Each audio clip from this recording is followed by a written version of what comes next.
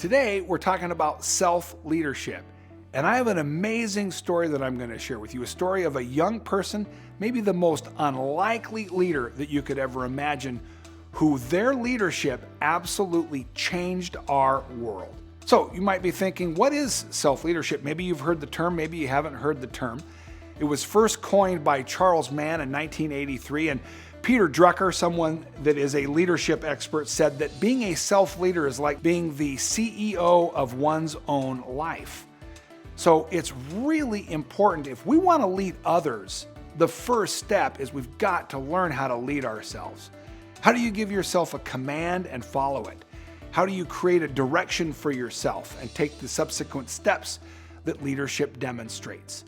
That is what we're talking about today.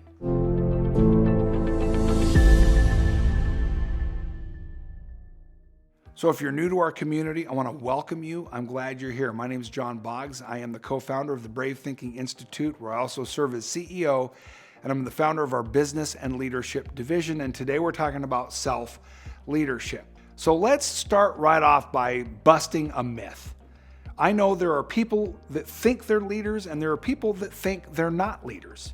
But the truth of the matter is we are all self-leaders. By definition, if you got out of bed this morning and you went and you brushed your teeth, you had to think the thought, I need to get up, and then cause yourself to get up. Cause yourself to go downstairs and have some food. Cause yourself to do certain things. By definition, leaders cause movement. You influence as a leader, and therefore you are a self-leader. Now, chances are you and I share the ambition that we want greater results than just getting up in the morning. And so that begs the question, what can we do if we are already self-leaders? What can we do to maximize the opportunity that we're wielding through our self-leadership to create amazing results? And there are three questions that you can ask and answer that will help you amplify the results that you want to achieve. So the first thing that you can do as a more effective self-leader is know who you are. And the way we know who we are is by staying with the question, who am I? So think for a minute. If I ask you, who are you? Most people go to the outward appearance in their life to answer that question. They might talk about the job they do in the world, or the relationship they have as a husband or a wife or a son or a daughter, what their position is in the world around them. You see, the truth is that you are more than that. In fact, you're more than your history. You're more than any win that you've ever had. You are more than any mistake that you've ever made. You are more than that. Who are you? Exploring and answering the question, who you are, is critical to amplify your ability as a self-leader. I know for myself, I believe that you are more powerful than any circumstance, situation, or condition. That you have the ability to achieve great things. That's who I believe you are. You are more. You know, I had a client at one point in my coaching career that was really challenged and struggling. He had spent years and years and years doing a job where he was making about $5,000 a month. And as we began to work, he was very tied to the identity of being a $5,000 a month producer in his career. He identified who he was with $5,000 a month. And over the course of some months, as we began to examine his connected identity to $5,000 a month, we were able to help him unpack the fact that he was worth way more than $5,000 a month. And he began to see himself for who he truly was, the potential that was inside. Took him a little bit while, about 9 months. After 9 months, he began to earn $25,000 a month. Yes, you're hearing that right. Simply by answering the question, who am I differently? His income went from $5,000 a month to $25,000 a month. Who you are is critical to great self-leadership. So the first thing that we need to know is who we are, and we get the answer to that question by staying with the question, who am I? The second thing that we need to know is what we can control, and we answer that question by asking, what can I control? Now, here's the deal. In the end, there's only two things that you can control. And at first, that might not sound like much. But let me tell you, when you really learn how to control these two things, it is everything. It opens up self-leadership power in ways that is absolutely life-changing. So let me start by sharing some of the things that you actually can't control. You can't control other people, places, or things. You can't control circumstance, situation, or condition. In fact, there are only two things that you can control. You can control your attitude, your thinking.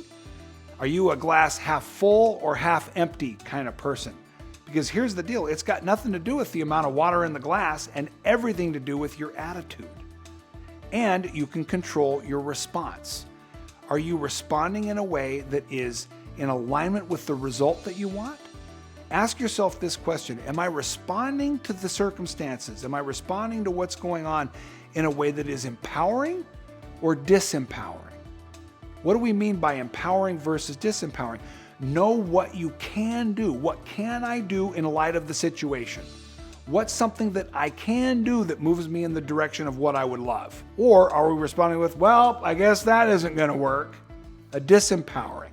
Is your thinking, is your attitude expansive, or is your attitude contractive?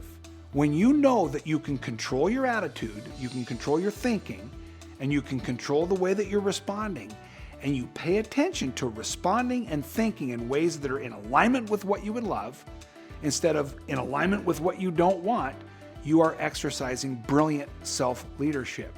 You know, Marcus Aurelius, the Roman emperor, said that our happiness is dependent on the quality of our thoughts. So the first thing we need to know is who we are, and we answer that by staying in the question, who am I? The second thing we need to know is what can we control? And we answer that by paying attention, of course, to our attitude and our response. And the third thing that we need to know as a self-leader is, what is our destination? And we answer the destination with actually two questions. One is, what is my vision? And the second one is, what are my values? And that takes an internal GPS, a compass of sorts that help point at your own individual true north. Now, let me tell you what not to calibrate your compass to. You don't want to calibrate your compass to the opinion of others.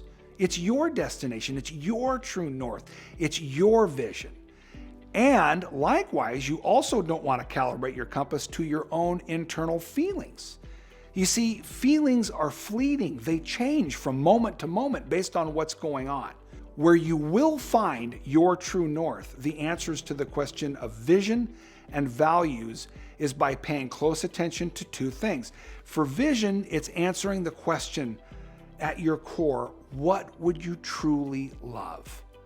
Let what you would truly love to see as the picture for your life, the vision that you're holding in mind, create your destination. And make sure as you're painting that picture that it is in alignment with what you value most. What are your core values? Vision and values aligned create your destination, your own self-leadership, true north. So that brings us back to our reluctant self-leader, the story of the young person who changed the world. You see, Malala Yousafzai, as a young girl in Pakistan, is attending school in a place where the Taliban sees her attendance in school and the writing and the speaking that she's doing as a threat. And so one day, two young Taliban board her bus and shoot her in the face, injuring her what appears to be critically. She's rushed to the hospital on death's doorstep, where she's flown to England, where they think they might be able to save her life. And through the experience, as she is recovering, she has dreams about answering the question for herself, who am I? Who am I going to be? Who am I at my core? And she answers that question. She is a powerful young woman. That she is more powerful than the circumstance, situation, or condition that she has faced. She is a survivor. That's who she is. She is a spokesperson for all young people that might want to be educated. That's who she is. What can she control? In that moment, when she wakes up in that hospital bed, she is interviewed by a newspaper reporter who says, "Are you going to hate these Taliban?" And in that moment, just as we discussed, she's answering the question, how am I going to respond? Am I going to respond in like kind? What is my attitude going to be? She controls the two things that she controls. She chooses to put her thinking and her attitude on healing. Healing for all young people that might want to attend school, and healing on her relationship with the Taliban. It is an amazing, miraculous story. And as such, she sets forth on a vision, her own true north.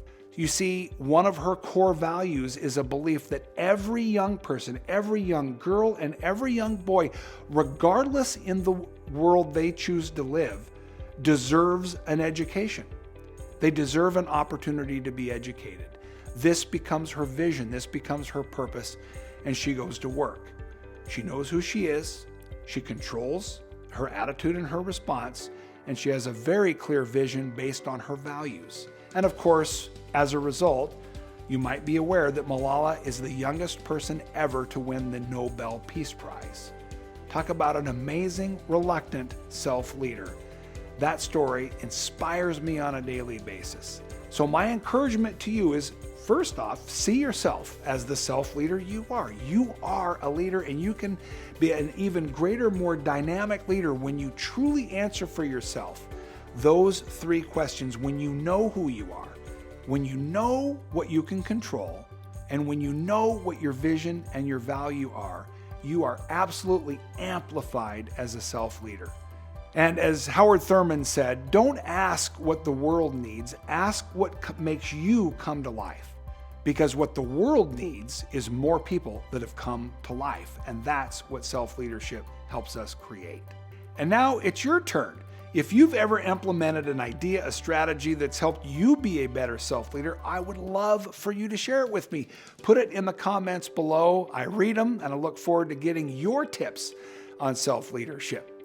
And if you found this video helpful, make sure that you like the video and follow the account, and share this video with someone that you think can benefit from greater self-leadership. Until next time, my name is John Boggs. Remember, think bravely and act boldly.